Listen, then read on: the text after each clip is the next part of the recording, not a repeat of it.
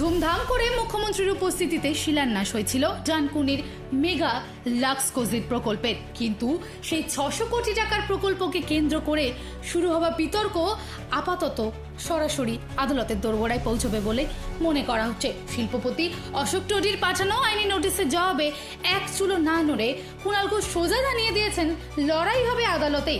এবার এই সংঘাতের সূত্রপাত কোথায় হয়েছিল তা জানতে হলে আমাদের পেছোতে হবে দিন কয়েক আগে কুণাল ঘোষের করা একটি সাংবাদিক বৈঠক থেকে। সেখানে তিনি স্পষ্ট জানিয়েছিলেন রাজ্যের শিল্প হোক তাতে কারোর কোনো আপত্তি নেই, কিন্তু তাড়াহুড়ো করে নিয়মের ফাঁক ধামাচাপা দেওয়া হচ্ছে কিনা তা খতিয়ে দেখা দরকার। তিনি নির্দিষ্ট নথি তুলে ধরে দাবি করেছিলেন যে জমিতে নতুন কারখানা তৈরির কথা বলা হচ্ছে সেখানে আগে কেবল সাধারণ ওয়্যারহাউস তৈরির আবেদন ছিল। পরিবেশ দপ্তরের চিঠিতেও পরিষ্কার উল্লেখ ছিল যে গুদাম হবার কারণে পরিবেশের আলাদা ছাড়পত্র লাগছে কিনা, কিন্তু দূষণ নিয়ন্ত্রণ পর্ষদের চূড়ান্ত অনুমতি ছাড়া সেখানে কোনো শিল্প উৎপাদন চালানো যাবে না। কুণাল বারো প্রশ্ন তোলেন, কারখানার অনুমোদন স্যাংশন প্ল্যান ছাড়াই কিভাবে মুখ্যমন্ত্রীর হাত দিয়ে শিলান্যাস করানো হলো? আর যেখানে সাধারণ গুদামে মেরে কেটে 80 থেকে 100 কোটি টাকা লাগে সেখানে ঠিক কোন হিসেবের ভিত্তিতে লাক্সকোজির এই 600 কোটি টাকার প্রকল্পের প্রচার চালানো হলো? কুণালের এই অভিযোগের পরে নড়ে চড়ে বসে প্রশাসন ও সংস্থা। তড়িঘড়ি যৌথ সাংবাদিক বৈঠক করে সমস্ত অভিযোগ উড়িয়ে দেন শিল্পপতি অশোক টোডি এবং কুণাল ঘোষের বিরুদ্ধে মানহানির আইনি নোটিশও পাঠানোর কথা জানান তিনি। কিন্তু সেই আইনি হুঁশিয়ারির মুখে দাঁড়িয়ে এদিন নিজের সোশ্যাল মাধ্যমে আরও আগ্রাসী মেজাজে জবাব দিয়েছেন কুণাল। তিনি মনে করিয়ে দেন টোডি নিজেই সংবাদ মাধ্যমে বলেছেন কুণালের বক্তব্যের অনেকটা বেবুনিয়াদ, অর্থাৎ বিষয়টা কি দাঁড়াচ্ছে পুরো বিষয়টা একেবারেই অসত্য নয়, সেটা হয়তো প্রকারান্তরে মেনে নেওয়া হয়েছে। একই সঙ্গে তিনি কড়া চ্যালেঞ্জ ছুড়ে লিখেছেন, লড়াই যখন আদালত পর্যন্ত গড়াচ্ছে তখন জমি থেকে শুরু করে পাতিপুকুর রেল লাইনের ধারের সেই বহু চর্চিত অধ্যায় সবই উঠবে, তাই প্রভাবশালী আইনজীবীকে যেন সেই বুঝেই তৈরি রাখা হয়।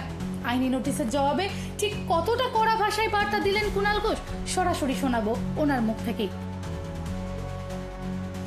টোডির যদি মামলা করার ইচ্ছা হয়, ওনারা বড় বড় লোক, ওনাদের অনেক টাকা, মামলা করলে মামলা করবে।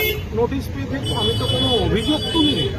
ওনারা অত্যন্ত পরিচিত বিশিষ্ট শিল্পপতি বা তাদের ব্র্যান্ডও যথেষ্ট বিখ্যাত, কিন্তু একটা তথ্য আসছিল যে তারা কারখানার প্ল্যানটা স্যাংশন হয়েছে কি হয়নি। তো ওনারা যদি বলে দেন হ্যাঁ হয়েছে, তো মিটে গেল। 2 নম্বর হচ্ছে ওই জমিতে আগে ওয়্যার হাউস তৈরি করার পারমিশন চাওয়া হয়েছিল, তো তার উপর দাঁড়িয়ে একটা সরকারের সঙ্গে কমিউনিকেশন ছিল। তো কমিউনিকেশন যদি ঠিকঠাক হয়ে থাকে, সব ডকুমেন্টেশন থাকে, তাহলে তো কোনো প্রশ্নই নেই। কারখানা করবেন সে তো ভালো কথা, কিন্তু প্রশ্ন করলেই যদি কেউ বলে মামলা করবো, আমরা তো একবারও কেউ বলিনি যে এটা বিরাট অপরাধ। আমি বলেছিলাম কোনো ফাঁক আছে কিনা একটু দেখে নিতে।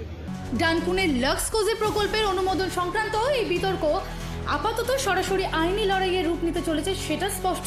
তবে কুণাল ঘোষেরও বার্তা পরিষ্কার, স্বচ্ছ কাগজ ও নির্দিষ্ট উত্তর সামনে না আসা পর্যন্ত তিনি নিজের জায়গা থেকে এক চুলো নড়ছেন না। শিল্প বনাম আইনি লড়াইয়ের এই ময়দানে শেষ পর্যন্ত কার জয় হয় নজর থাকবে সেদিকেই।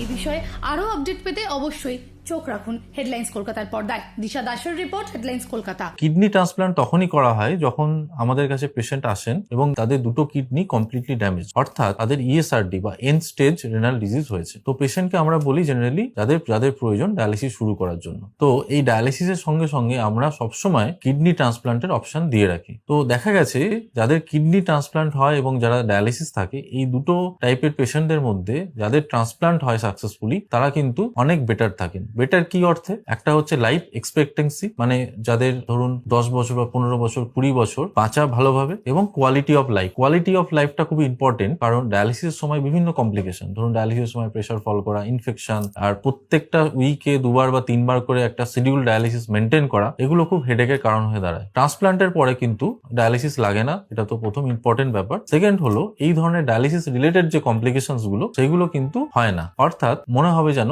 একদম পুরো কমপ্লিট নর্মাল লাইফ লিড করছে। আনন্দ আর ভালোবাসার দীপ্তিতে গড়া সমুজ্জ্বল পরমা, ঠিক তোমারই মতো। শ্যাম সুন্দর কোম্পানি জুয়েলার্স, আগরতলা, উদয়পুর, ধর্মনগর, কলকাতা।